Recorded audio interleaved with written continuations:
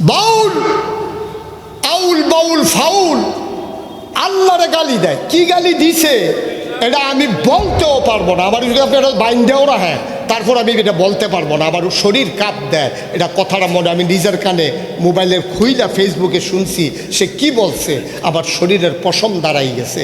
শুধু একটুক বলি যে আল্লাহ তুমি একজন না হইলা কয়েকজন আল্লাহ হইলে ভালো আছি। এটা হলো কনের মতো যেটা এটা কইলাম, আর কনের মতো না যেটা কয় আল্লাহ মুখ না বিলে আল্লাহ না বিলে একজন আল্লাহ এক মুখে কয় কথা কয়। এটা কি মুখ নাকি?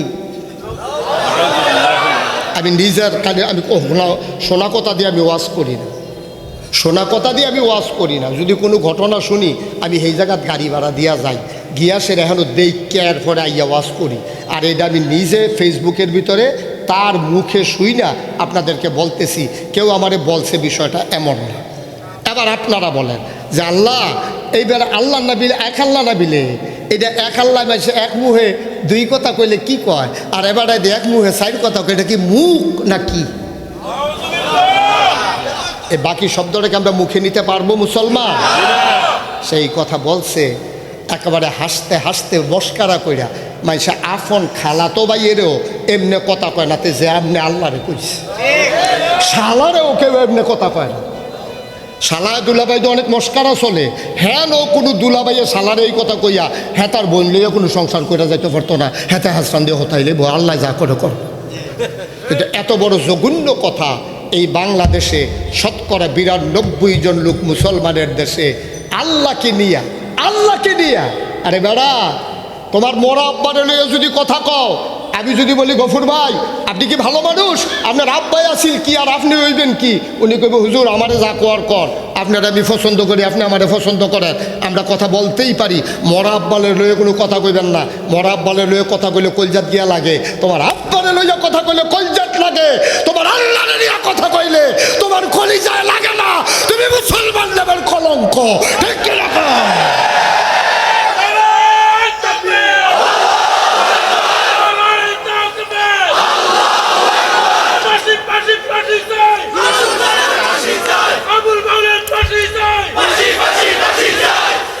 সবাই কন আমিন। ভাই কথা একটা মুখে দিয়ে আসলেই বলা যায় না, মুখে দিয়ে যা আসে বলা যায় না। মন যা চায় তা করা যায় না। সামনে যা পাও তাই খাওয়া। একটা কথা ইমান, একটা কথাই বেঈমান। তোমার লুঙ্গিটা খুললা ফুটা যাইতেছে, যারা দেহে তারাও দেখতে আছে, তোমার যে যাইতেছে তুমি ওটার পাইতে আসো। কিন্তু ইমান এমন একটা জিনিস, এটা গেলে যার সামনে যায় তেও টের পায় না, যার গেছে তেও টের পায় না। ঠিক কিনা? এই যে ভাই এই উঠছেন কেন? বসেন। এদিকে আসো, এদিকে আসো। তেমনে করছো অন্য হুজুর সিফা দিয়া বইয়া থাকবে না। নমুনা কি যাইতেছে যখন ফাঁসি হইতে আছে তে উঠতে যাই, সিফা দিয়া বইয়া থাক। তারা বাড়ি কাছে দিকে আটবার, আমি দূরে দিকে বইয়া থাকুন লাগবো। সরকারি ভাইস আরে কি আর বাথরুম 10 মিনিটে আধা ঘন্টা হয়েছে না আমি ওয়াজ শুরু করছি, তার বাথরুম তার সালদা তুললে চিকিৎসা করার দরকার। তো ঘুমায় কেমনে রাইতে? সিফা দিয়ে বইয়া থাক। গেট লোক বাসো সায়দাবাদতে ছাড়ছে সেইটা সিফা দিয়া লইয়া লাকসা মাইয়া পড়ছে। আর মাহফিলও ধরনে থাকে করণের লেগে। আরে বাবুরে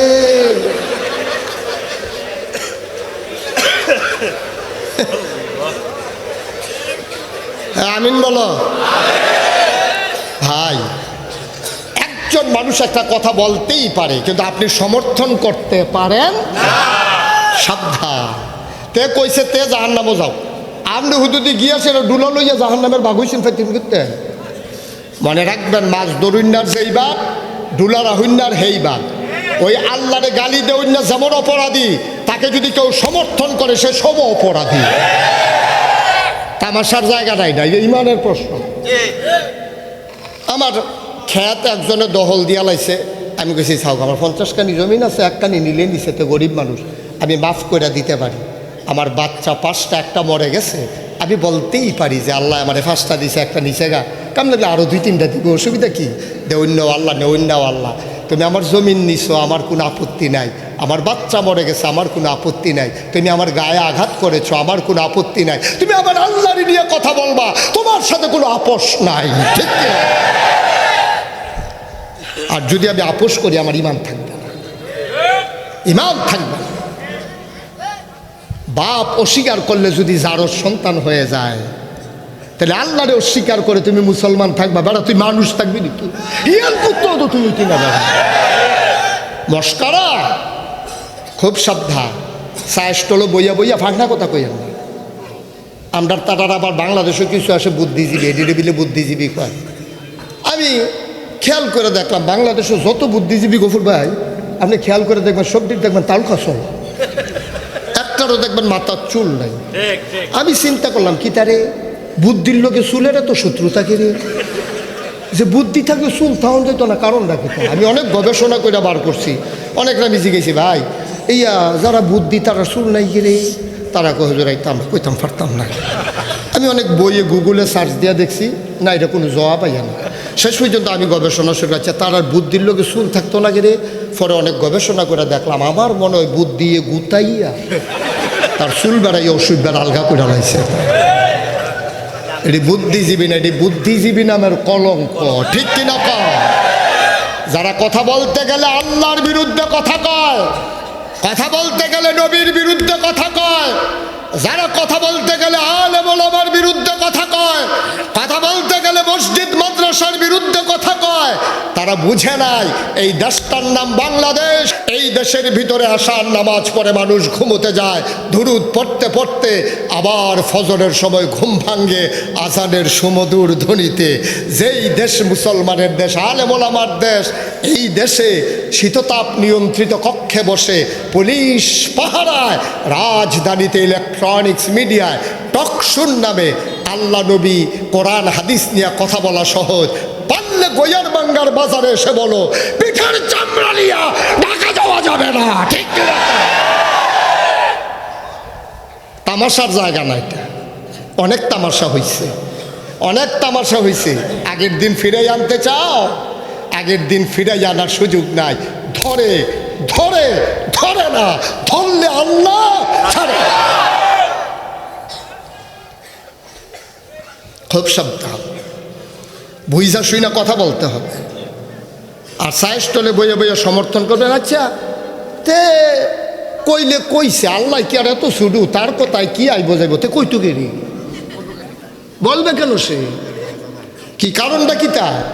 তে কইলে কইছে এটা কি মামুর বাড়ির আবদার না কি এটা? তে মনে ধরলে কইছে আমরা এটা নিয়ে কথা কওয়ার দরকার কি? তো তোমার এতে লাতি দিব, তুমি জিয়াইতেও পারতা না, কি তারে লাতি দিলি কি রে? আমরা কি ওখানে এত ফুচ্ছে গেছি কেন কি? এটা মনে হয় তার বাহের বাড়ি, মনে হয় আমরা মামুর বেদ বেড়াইতাম আইছি বেড়া। তোর যেমন বাহের বাড়ি, আমরাও তো বাহের বাড়ি। আমরা বিএস সিএস আর এস সব খতিয়ান আমরা নাম আছে না বেড়া, মস্কারার জায়গা।